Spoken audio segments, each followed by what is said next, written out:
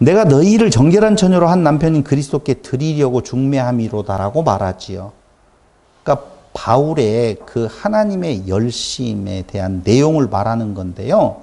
여기 정결한 처녀로 한 남편인 그리스도께 드리려고 한다라고 할 때 드리는 것은 바친다, 곡물로 꼭 몸 바쳐서 드린다라고 하는 그러한 의미가 떠오르는데 여기에서 드리려고라고 하는 단어로 쓰인 헬라어는 파라히스테미입니다.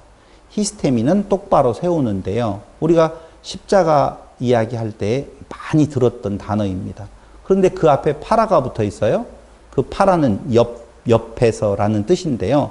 바로 동격으로 세워주신다라고 하는 뜻을 담고 있는 것입니다. 동격으로 세워주신다는 말은요. 우리는 하나와 하나가 동격으로 있는 것을 상상하지만 성경이 말해주고 있는 내용은 하나됨이라고 보시면 되겠습니다. 그 다음 드리려고 중매함이로다. 그러니까 동격으로 세워주시려고 중매한다. 하르모조. 결혼하다, 결합되다, 하나 되게 하다, 한 몸 되게 하다. 같은 의미예요. 그러니까 드리려고 중매한다는 말은 합쳐놓으면 동격으로 한 몸 되게 해 주시는 것. 그것이 바로 바울이 하는 하나님의 열심에 대한 내용인 것을 말하는 것입니다. 누구로 하나 되게 해야 되겠어요?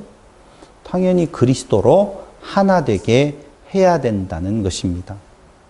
결국 그리스도께서 몸을 가지신 예수로 오신 것은 유일한 우리의 남편, 그분이 누구예요?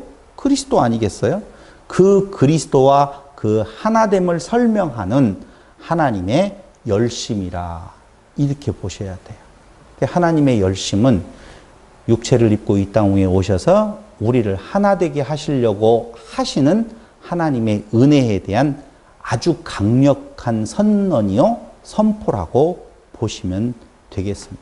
그래서 바울은 말하기를 나는 오직 십자가 그리스도만 전한다라고 이야기할 때 우리가 생각하고 있는 십자가는 눈물, 콧물 질질 짜고 어떻게 그렇게 돌아가셨을까, 얼마나 아프셨을까를 보통 생각하지만 바울이 전하는 하나님의 열심으로서의 전하는 내용은 그리스도와 우리가 교회가 하나 되었다라고 하는 복음적인 의미를 지금 말해주고 있는 것입니다.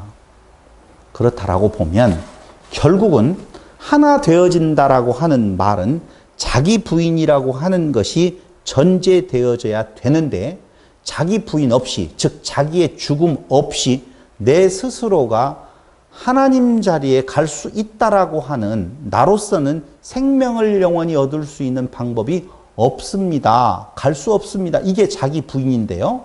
그 자기 부인 없이 하나님을 섬기겠다는 행동은 성경이 말하고 있는 간음에 해당되어지는 행동이라고 하는 것입니다.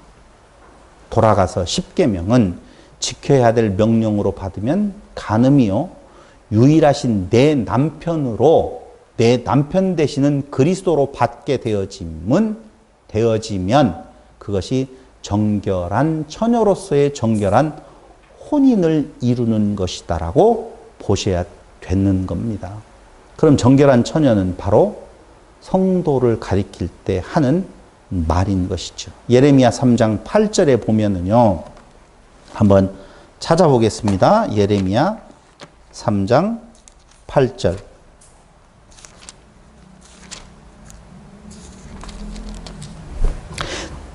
내게 배역한 이스라엘이 간음을 행하였으므로, 이스라엘이 간음을 행했다라고 이야기를 하죠. 그러니까 사실은 이스라엘 유대인들의 입장에서 보면 정말 율법을 지키려고 노력했는데 하나님은 그들을 향하여서 간음했다라고 말해요. 그때 내가 그를 내쫓고 그에게 이혼서까지 주었다라고 말하면서 그의 반역한 자매 유다가 두려워하지 아니하고 자기도 가서 행음함을 내가 보았노라. 북쪽 이스라엘이나 남쪽 유다나 둘 다 행음, 간음을 했다라고 하는데 이때에 이혼서까지 주었다고 말해요. 그럼 아무리 성경을 찾아봐도 이혼서라고 하는 내용을 찾아볼 수가 없어요. 도대체 언제 이혼서를 주었단 말인 건가? 라고 생각을 안 할 수가 없는데요. 그 이혼서라고 하는 히브리어 단어는요, 세페르 케리투투라고 하는 단어를 쓰고 있습니다. 세페르는 책이요, 케리투투는 이온이라는 말인데요. 세페르 케리투투, 이온서를 주었대요. 그런데 이온서를 주고받은 적을 저는 잘 본 적이 없는데 도대체 언제 주었을까 의문이 생기는데, 그 의문은 출애굽기 24장 7절에서 보면 해결을 할 수가 있습니다. 7절에 언약서를 가져다가 백성에게 낭독하여 듣게 하니 그들이 이르되 여호와의 모든 말씀 우리가 준행하리이다 라고 하는 단어가 나옵니다. 이 구절은요, 이미 모세를 통하여서 율법 10계명을 주고 난 뒤에 그 언약서가 뜻하는 바가 바로 10계명이 되어지는 것입니다. 그럼 조금 전에 이야기했던 세페르 케리투투하고 도대체 여기 언약서하고는 무슨 연관성이 있느냐라고 하면, 그 언약서라고 하는 말은요, 책은 세페르, 언약, 당연히 뭐예요?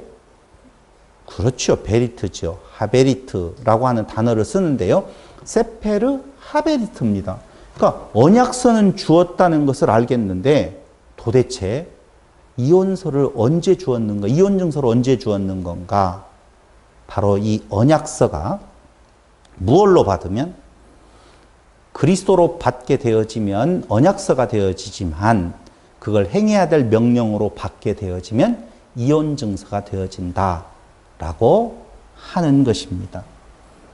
그러므로 오늘 세페르 하베리트라고 하는 이 말씀 10계명, 그 중에서 간음이라고 하는 부분에 대한 내용은 역으로 보면 그들이 그 말씀을 지켜 행해야 될 명령으로 받게 되어지면 그 말씀 언약서가 곧 그들에게는 세페르 케리투투, 바로 이온 증서가 되어진다라고 하는 것입니다.